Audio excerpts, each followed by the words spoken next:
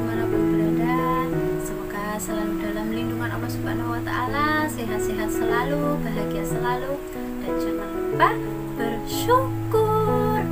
Karena berapapun gaji kita, kalau kita selalu bersyukur, terasa nikmat dan pasti berkah dan cukup untuk apa aja, teman-teman.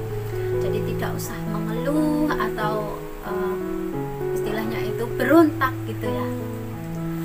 Oke teman-teman, dalam kesempatan kali ini kita akan membahas tentang gaji TKW di Singapura.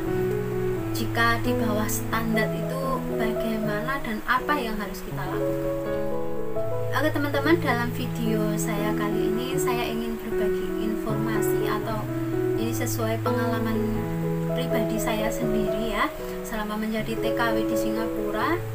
Dan saya menjadi TKW itu juga alhamdulillah sudah cukup lama sih. Saya pertama masuk ke sini itu tahun 2010. Jadi mungkin ya saya di sini itu sekitar mungkin 7 tahunan lah. Karena di sela-sela itu saya juga pulang tidak kembali lagi. Nah, di sini itu permasalahannya bagaimana ya teman-teman, jika gaji kita itu di bawah standar, pasti kita juga akan kecewa kan, otomatis seperti itu. Sedangkan gaji standar sekarang itu ya, kalau menurut teman-teman di sana itu ya sekitar 750 sampai 800 dolar. Nah, namun di sini ya teman-teman, masih banyak saudara-saudara kita itu yang di bawah standar. Lalu apa yang harus kita lakukan jika gaji kita itu di bawah standar? Yang pertama, kita tetap harus bicara dengan baik dengan majikan kita. Nah, itu adalah solusi yang paling tepat yang pertama. Bagaimana tanggapan majikan kita gitu. Dan itu bisa dilihat kontrak kita lah, waktu kita tanda tangan itu kan pasti ada perjanjian, nanti saat pulang kita dibelikan tiket, atau mungkin ada suatu perjanjian khusus dengan majikan. Itu tiap orang itu beda-beda teman-teman ya, jadi nggak bisa disamakan. Nah di sini kalau seandainya gaji kita itu memang di bawah standar, ya kita tetap memintalah kepada majikan. Jika teman-teman mempunyai keberanian lah, silahkan, itu sah-sah saja ya. Atau mungkin bicara ke agent itu juga bisa, itu sah-sah saja sih sebenarnya.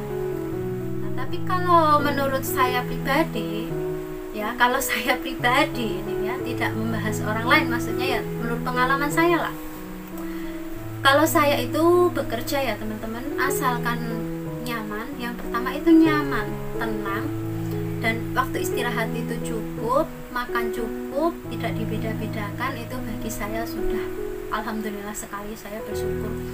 Dan masalah gaji itu juga sesuai lah dengan pekerjaan kita.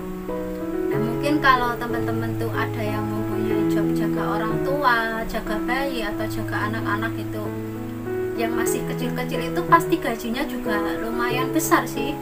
Tapi kalau seperti saya yang cuma bersih-bersih, masak, cuci, terus anak-anak sudah besar seperti itu ya, mungkin menurut saya ya wajar-wajar saja kalau gaji itu di bawah standar itu.